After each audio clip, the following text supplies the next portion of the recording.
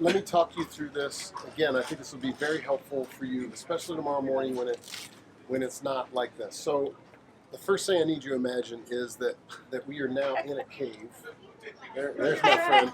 There's my friend. Imagine this is a cave. So this is covered up. I would not be able to stand here, down here in this cave. This is a very large cave. Looking over the Temple Mount, this would have been a very expensive piece of property. It's even nicknamed the High Priest Tomb.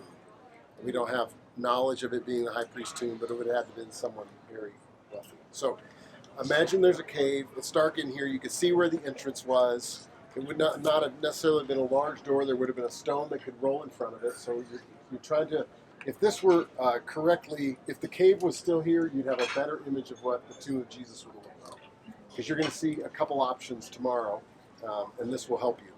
So imagine the cave is covered up, and what ends up happening is Greg dies, and when Greg dies, we bring him here, and we may do it here. We'd lay him here, and we would wrap his body, just wrap it. We'd put incense in there. We'd put spices in there because it's gonna smell, and so we're gonna wrap him tight.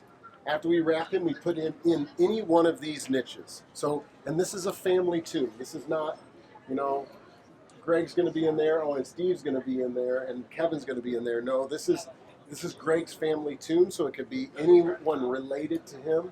And it just kind of is, the intention was, the time that burials were done like this it wasn't thousands of years. It was, it was less than 200 years or so that burials were typically done like this for Jewish people. And probably more among the wealthy, likely. Not necessarily every person was buried this way. But we would wrap Greg's body, he would be put into a niche, and then about a year later we'd come back. We'd pull out his body, we would unwrap him, and it would just be bones left. And we would put him into an ossuary, which means bone box. And you'll see a bunch of, I'm hoping there's a church on our way down. If it's open, I'll show it to you. It has dozens of ossuaries sitting in it. We'll definitely see several, but this is one of the best places you can see a lot. And you get the idea of how tall someone is because they make the box just big enough to fit the femur, the longest bone in the body. And so you will often see boxes this size. Infant mortality was very, very, very high. And so after that year's time, we put his bones into the ossuary, and then we would put it up maybe on a shelf, something like this. This is a short one. Either it went back or maybe that would be ossuaries. Maybe they would use this for ossuaries, but the idea is then that niche is now exposed and open for the next body to come in. And then often these niches, depending on how it was laid out, sometimes they would have a stone in front of each niche just to help with the smell, even when you came and did the next body. Not always, but sometimes. But that's how a first century tomb was laid out. Again, what makes this difficult is you're not going to see any of them this large, and without a cave here, you won't see it. Tomorrow I'm going to show you, tomorrow morning, a place that will be the most authentic like first century tomb that you'll be able to get in on this trip. And it will help you with your mindset of what the resurrection tomb of Jesus would have looked like. And it's really just about 50 feet from where they think the resurrection tomb is. The problem is where the resurrection tomb is, they cut the cave away from it, and it's just a slab, and now they had to cover that with marble because people were coming and cutting the slab away.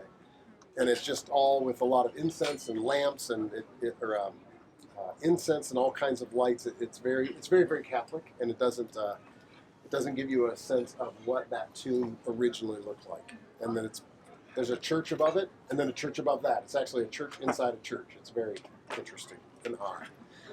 But that's how it was designed to happen. I think they stopped doing ossuaries about AD 100 or so, a little after Jesus. But the intention, and you know the story, they wrapped Jesus' body.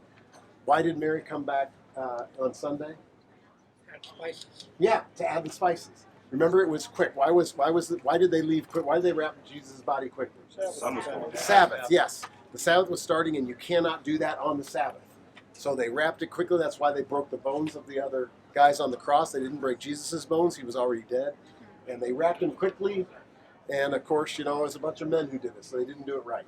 And so Mary came back, the women came back on Sunday to wrap it correctly. So they would have been unwrapping Jesus' body, placing the spices in, wrapping it up, and then of course they never got to the whole reason they came, because he was risen.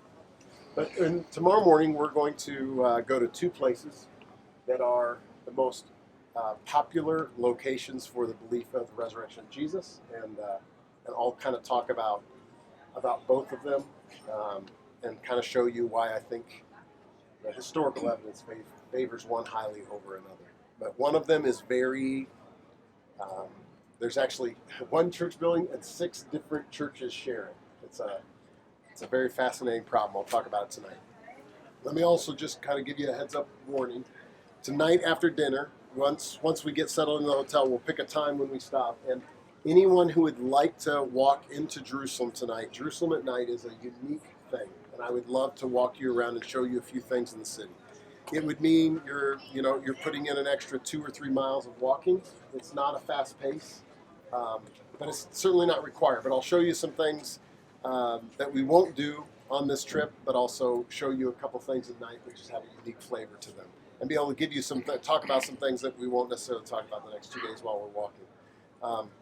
And then that's tonight. And then tomorrow morning, all of us are going to leave early and walk into the city, because we're going to get to the Church of the Holy Sepulchre before a lot of people get there. And last week I'd never been able to do this with a group before. Last week we were able to go in, and there was no line to enter the resurrection tomb of Jesus, and everyone was able to go in and see it. So we're going to do that together tomorrow morning. It'll be a little bit early, but I'll let you know that time later. Any questions about the tomb situation? You get the idea, the mental picture, even though the cave's not here? Okay, that'll help us in the morning. Let's walk back out, and we'll hop on the bus, and we'll go to the top of the Mount of Olives and look down.